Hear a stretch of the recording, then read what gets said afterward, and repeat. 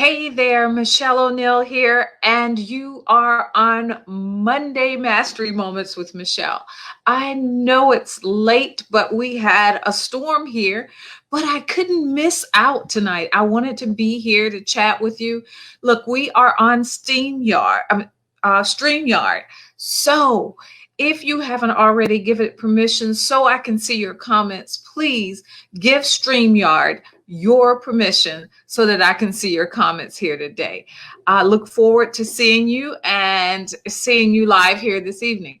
But what are we going to talk about? We're going to talk about how to make the unexpected expected. Now, you're probably saying, what do you mean, make the unexpected expected?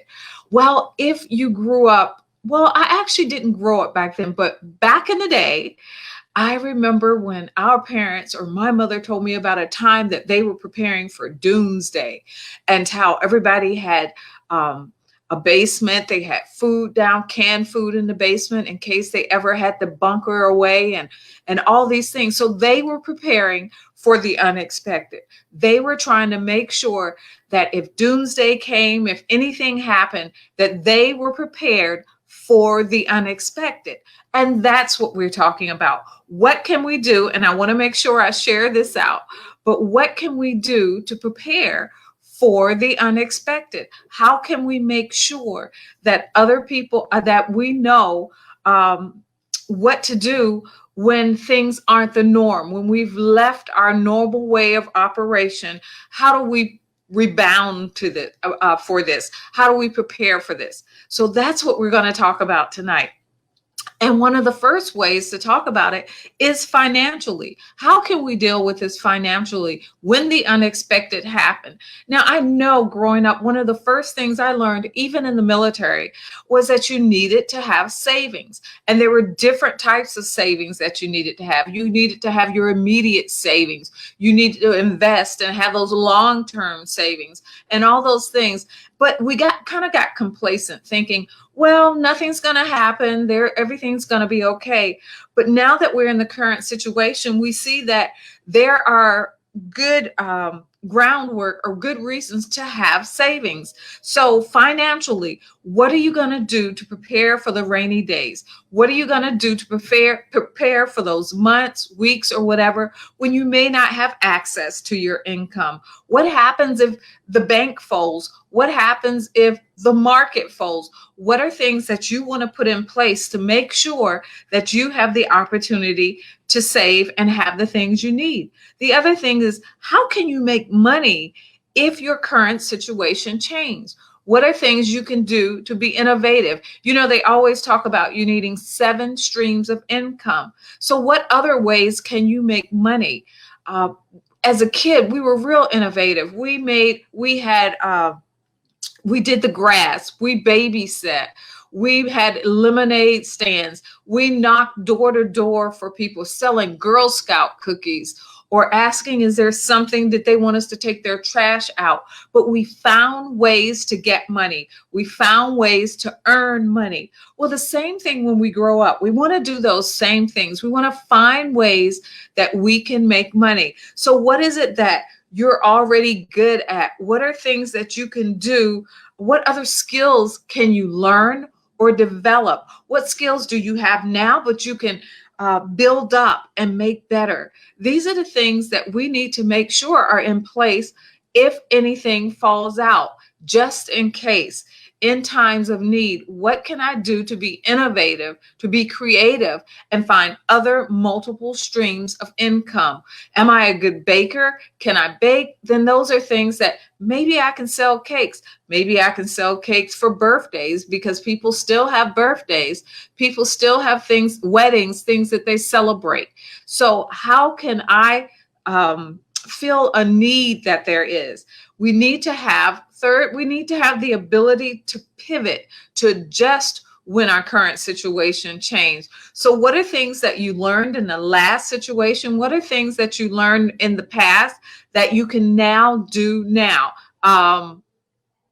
So what I want to know is, what is it that you learned in the last situation or over the last few months? What things have you learned over the last few months that now going forward, if this happens later next year, or if we're dealing with having kids home from school, if we ever have a slow or we lose our job, or even if we're on furlough, what are things that we can do different? Now, just recently, a few years back, the military, I'm sorry, not the military, but the government furloughed their employees. So I'm sure those who got furloughed then have other things in place, other things that they've learned at that time, that they were prepared for this. They knew, okay, next time I get furloughed, I'm gonna make sure I have savings and stuff backed up for me. Next time, I already know opportunities that I can do other things to make sure I pull in a little money. I can still do hair, whatever it is that you can do to make extra money or help other people. Then I asked you, what are you doing to be innovative or creative? Have you seen things that are missing? What are things that you're seeing are missing that are needed? What is an irritant or frustration for you? And how can you make that better? What are things you can do to make that better? And these can actually become streams of income for you if it is that needed for other people. But at least you can find innovative ways and creative ways to do things for yourself and your family. And then finally, community involvement. What relationships are you finding are good to have or people to know? Your doctors, your professional people to help you in certain situations. What relationships are you finding that you wish you had and now you want to take the time to build them? What new relationships have you built over this time that we've been in COVID and stuff like that, that you realize that these are great relationships that I should have been doing all along? But not only that, where can you find a way to make a difference? How can you make a difference and help other people during this time? But something that you can do not only now, but take further into when this is over. So what I want you to do is think, how can I do things to make the unexpected expected? What things can I prepare now to make going forward even better? How can I be a better me? How can I serve my community better? And how can I be better prepared for the next time something unexpected happens? And not that we want anything unexpected to happen, but we want to be prepared, at least to some degree, so that we're not blindsided. Life happens. We will always have ups and downs. We will always have catastrophes. We will always have chaos. All those things happen. That's just part of life. But the thing is, how can we be prepared? How can we expect the unexpected? I always give my favorite example, and that's the stop, drop, and roll. We hope that there will never, ever, ever be a fire. However, if it happens, we know to stop, drop, and roll. We're prepared for the unexpected, and we know exactly what to do. So what things are you doing to be prepared for the unexpected? What things have you learned during this experience, during this time of pandemic, during this time of racial unrest? What things have you learned that you are now putting in place, not only for yourself, for your family, for your community? What things have you learned that you are now putting in place? Look, I also want to share with you that I am so excited to announce the completion of my second book. I want you to party with me July 27th as we kick off the pre-sales for the book. And it's all about I'll make it through. It's what do you do when there's chaos, when there's confusion in life? What do you do when you're blindsided? How do you get through it? How do you push through? How do you get to the other side?